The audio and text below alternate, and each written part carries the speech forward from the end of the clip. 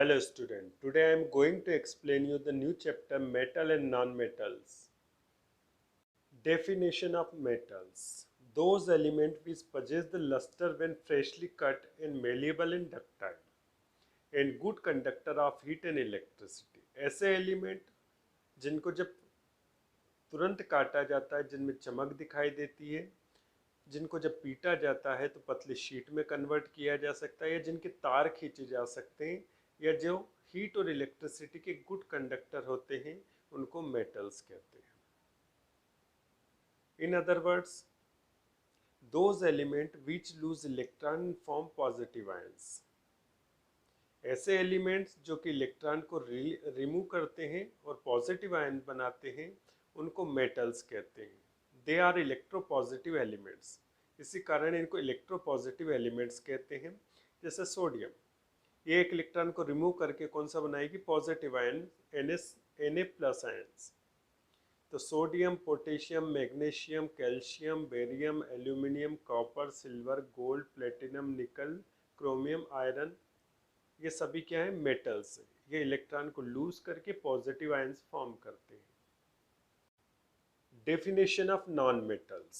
Those elements which do not possess luster and are neither good conductor of heat and electricity, nor malleable and ductile, but are brittle. ऐसे element जिनको तुरंत जब काटा जाता है तो जिसमें कोई चमक नहीं होती है, ना ही इसमें से हीट या इलेक्ट्रिसिटी कंडक्ट हो सकती, गुजर सकती है. जब इनको पीटा जाता है तो ना तो इनकी कोई शीट बनती है और इनको जब खींचा जाता है तो ना ही इनके कोई तार बनते हैं. लेकिन जब इनको पीटा जाता है तो छोटे छोटे टुकड़ों में टूट जाते हैं. तो ऐसे जो एलिमेंट्स होते हैं उनको नॉन मेटल कहते हैं. In other words, those element बीच में gain electron form negative ions. ऐसे एलिमेंट जो कि इलेक्ट्रॉन को गेन करके नेगेटिव आयन फॉर्म करते हैं उनको नॉन मेटल्स कहते हैं. और ये जो एलिमेंट्स होते हैं ये इलेक्ट्रो नेगेटिव एलिमेंट्स होते हैं. जैसे क्लोरीन, ये एक इलेक्ट्रॉन को क्या करेगा? गेन करेगा और नेगेटिव आयन फॉर्म करेगा. Hydrogen, oxygen, nitrogen, chlorine, bromine, sulphur, phosphorus and carbon, ये सब नॉन मेटल है. ये इलेक्ट्रॉन को गेन करके नेगेटिव आयन फॉर्म करते हैं. Metalloid. Beside these, there are a third category of elements which show the properties of both metals and non-metals. Metal और non metal के अलावा एक और कैटेगरीज के एलिमेंट होते हैं जिनके अंदर मेटल और नॉन मेटल दोनों प्रॉपर्टीज होती है. तो ऐसे जो एलिमेंट्स होते हैं इनको मेटेलॉइड कहते हैं. Example silicon, germanium, arsenic, antimony and tellurium. Strategic metals मतलब रणनीतिक धातु. Silver and gold are use in making of jewellery. जो सिल्वर और गोल्ड होते हैं इनका यूज किया जाता है ज्वेलरी बनाने में. In making of almost all type of machine parts, some metals such as titanium, chromium, manganese, zirconium. जो सभी प्रकार की मशीन होती है उनके जो पार्ट्स बनाए जाते हैं वो टाइटेनियम से बनाए जाते हैं, क्रोमियम से, मैग्नीज से, जिरकोनियम से बनाए जाते हैं. तो इन मेटल्स के अंदर बहुत अच्छी प्रॉपर्टीज होती है. इन मेटल्स के द्वारा डिफेंस के जो वेपन्स होते हैं वो बनाए जाते हैं. Hence this metals are strategic metal. इसी कारण इन मेटल्स को स्ट्रेटजिक मेटल कहते हैं. For example, this metals and their alloys are used in atomic energy. ये जो मेटल्स होती हैं इनके जो एलॉयज होते हैं उनका यूज एटॉमिक एनर्जी में किया जाता है. स्पेस साइंस प्रोजेक्ट बनाने में, जेट इंजन बनाने में. They are also use in making the high grade steel. Space जो होता है उसके अंदर प्रोजेक्ट जो बना, साइंस के जो प्रोजेक्ट बनाए जाते हैं जेट इंजन बनाने में, तो ताकि इसके अंदर कोरोजन नहीं होता है, इनमें संसारण की प्रोसेस नहीं होती, डिकेइंग की प्रोसेस नहीं होती है, जिसके कारण इनका यूज जो किया जाता है वेपन्स बनाने में, मशीनों के जो पार्ट्स होते हैं उसको बनाने में तथा जेट इंजन्स बनाने में इसका यूज़ किया जाता है. इसके अलावा इसको हाई ग्रेड स्टील बनाने में भी यूज़ किया जाता है. इसलिए इन मेटल्स को स्ट्रेटजिक मेटल्स कहते हैं. Physical properties of metals. Physical properties मतलब बाहर से आप देखोगे तो उसमें क्या क्या स्पेसिफिक कैरेक्टर दिखेंगे. First one, lustrous.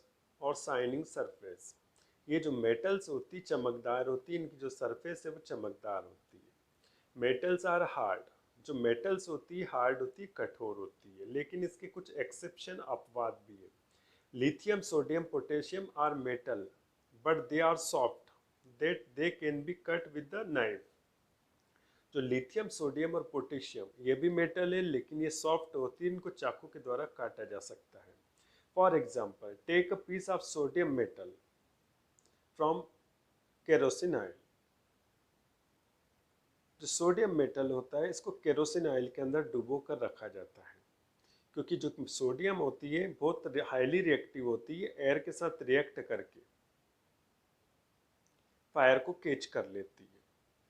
तो एयर्स के साथ सोडियम की रिएक्शन को रोकने के लिए इसको केरोसिन के अंदर डीप करके रखा जाता है।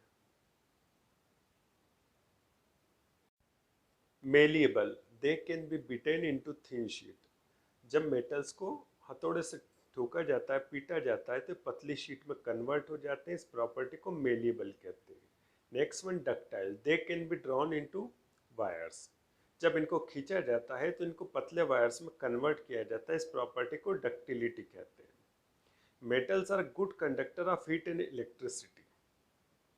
मेटल्स के अंदर आसानी से हीट तथा इलेक्ट्रिसिटी पास हो जाती है। और इनका जो हाई मेल्टिंग पॉइंट होता है, क्योंकि बहुत हार्ड होती है तो इनको जो मेल्ट करने में बहुत अधिक एनर्जी की हीट देना पड़ती है, इसके कारण जो इनका मेल्टिंग पॉइंट होता है बहुत हाई होता है। Silver is a best conductor of heat. जो सिल्वर मेटल्स होती है उसके अंदर आसानी से इलेक्ट्रिसिटी पास हो जाती है, हीट पास हो जाती है। Lead and mercury purest conductor of heat. जो लेड और मर्क्यूरी होते हैं उसके अंदर हीट जो होती है बहुत कम पास होती है। Metals are good conductor of electricity. और जो मेटल होती है उसके अंदर इलेक्ट्रिसिटी भी आसानी से पास हो जाती है। Next one sonorous, they can produce sound on striking hard surface.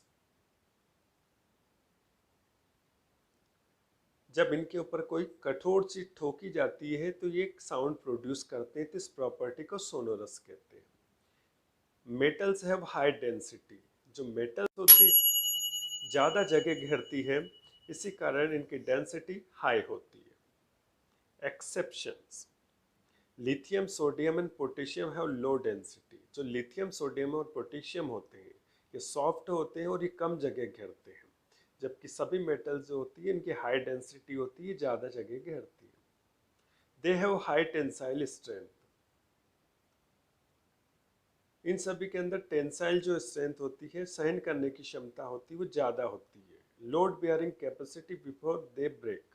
ये आसानी से टूटती नहीं है, मतलब इनमें टेंसाइल स्ट्रेंथ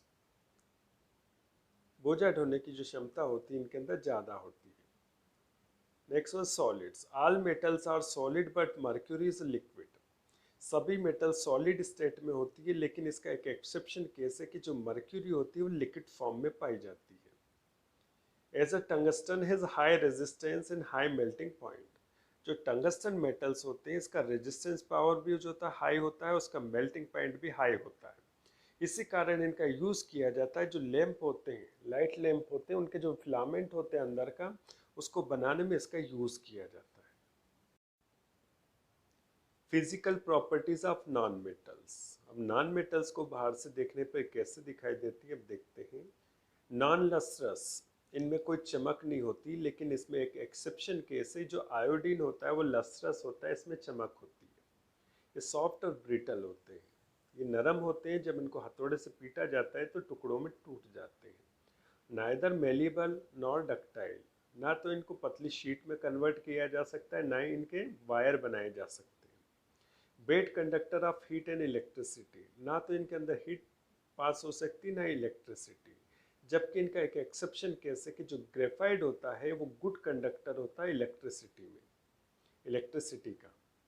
नॉन सोनोरस, इनको जब पीटा जाता है तो इनसे कोई साउंड प्रोड्यूस नहीं होता है। Low melting in boiling point, ये सॉफ्ट होते हैं, इसके कारण जब इनको हीट दी जाती है तो आसानी से मेल्ट हो जाते हैं और बॉइल्ड हो जाते हैं। इसलिए इनके मेल्टिंग और बॉइलिंग पॉइंट कैसे होते हैं, लो होते हैं। लो डेंसिटी, सॉफ्ट होने के कारण ये कम जगह घेरते हैं। लो टेंसाइल स्ट्रेंथ, जब इनके ऊपर प्रेशर डाला जाता है तो आसानी से ब्रेक हो जाते हैं, इसलिए इनकी टेंसाइल स्ट्रेंथ लो होती है। Found in the solid, liquid and gases form. ये तीनों स्टेट में पाए जाते हैं, सॉलिड फॉर्म में भी होते हैं, लिक्विड फॉर्म में भी होते हैं और गैसेस फॉर्म में भी होते हैं।